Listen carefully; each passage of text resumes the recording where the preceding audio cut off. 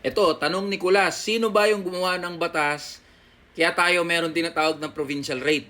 Kaya po tayo may tinatawag na provincial rate dahil yan sa Republic Act 6727 o mas kilala na Wage Rationalization Act of 1989. So naging ganap na batas yan noong 1989 sa ilalim ng administrasyon ni Cory Aquino. So bago maging batas yang RA 6727, national ang minimum wage natin. Wala tayong tinatawag na provincial rate.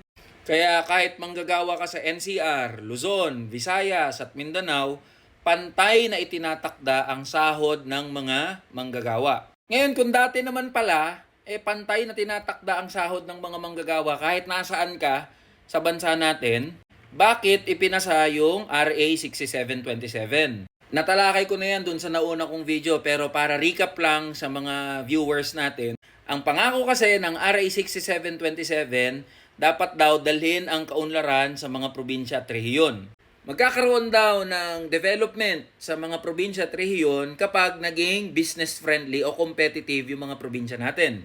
Paano magiging business friendly o competitive yung mga probinsya? Dapat daw maging kaaya-aya o maiengganyo yung mga negosyante, yung mga investor na magtayo ng mga negosyo sa probinsya at rehiyon. So, isa sa mga paraan para maengganyo yung mga malalaking kumpanya at mga negosyo na mag-invest sa mga probinsya at rehiyon ay dapat daw yung sahod ng mga manggagawa ay competitive din.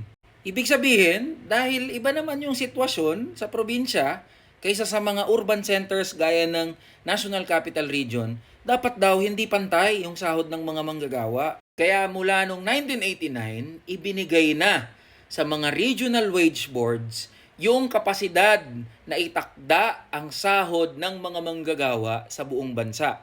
Ngayon, ang tanong, naganap ba yung pangako ng batas na yan? Sa totoo lang, kabaliktaran yung nangyari. Mas nagsiksikan sa Metro Manila yung mga manggagawa at nanatiling barat yung sahod sa mga probinsya. Sa katunayan, ginamit pa yan na rason ng mga malalaking mga negosyante, ng mga oligarchs, para manatiling barat o mababa yung sahod ng mga manggagawa sa probinsya kahit parehas naman yung trabaho na ginagawa ng mga manggagawa sa probinsya katulad dito sa Metro Manila.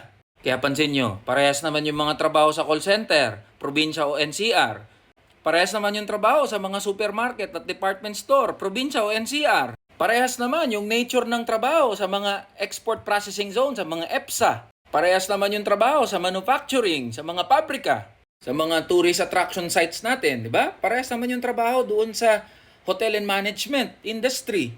Kung pare-parehas naman yung nature of work o yung trabaho ng mga manggagawa sa mga major industries natin, nasaan ka man sa Pilipinas, bakit magkakaiba pa rin yung sahod ng mga manggagawa? Kaya ito yung dahilan kung bakit ako tuloy-tuloy na gumagawa ng mga ganitong content. Kasi ito yung bagay na hindi pinag-uusapan at pinagtutuon ng pansin ng mga congressman natin at ng mga senador. Meron po tayong magagawa kapag nagkaisa tayong lahat ng mga manggagawa, mapa-NCR o nasa probinsya, at pinanawagan na buwagin na yung RA 6727 o provincial rate, magagawa po nating ipantay ang sahod ng mga manggagawa, mapa-NCR ka man, Luzon, Visayas o Mindanao. Ang laban ng mga manggagawa sa probinsya ay laban din natin ng mga manggagawa, mapa-Metro Manila ka man o nasa urban centers ka.